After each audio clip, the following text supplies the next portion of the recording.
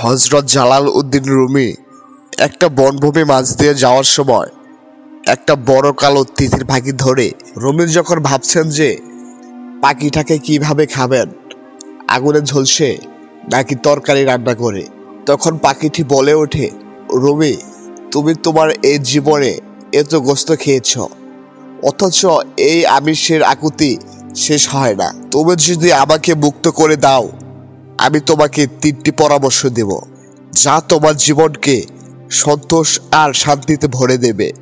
হযরত Jalaluddin Rumi কিছুটা বিচলিত হয়ে বললেন, আমার হাতে বসেই প্রথম পরামর্শটা দাও। যদি পছন্দ না হয় সঙ্গে সঙ্গে হত্যা করব তোমাকে। পাখিটি রাজি হয়, বলে, তুমি সব সময় তোমার বন্ধুদের উদ্ভট সব আলোচনায় বিচলিত হয়ে পড়ো। এর চেয়ে তাদেরকে তাদের মতো থাকতে দাও, তাতে তোমার জীবন শ্রেষ্ঠতর হবে।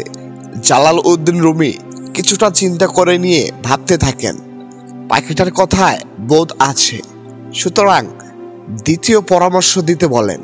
পাখি বলে, তুমি আমায় ছেড়ে দিলে ওই গাছের ডালে বসে দ্বিতীয় পরামর্শটা দিব। তিনি কিংকর্তব্য বিমূঢ় হয়ে পাখিটিকে ছেড়ে দেন, আর পাখি গিয়ে কাছে একটি গাছের ডালে বসে যায়।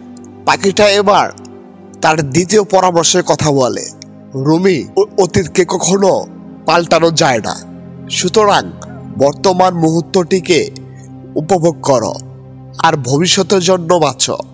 যা হোক, বড় বোকামি করেছো তুমি।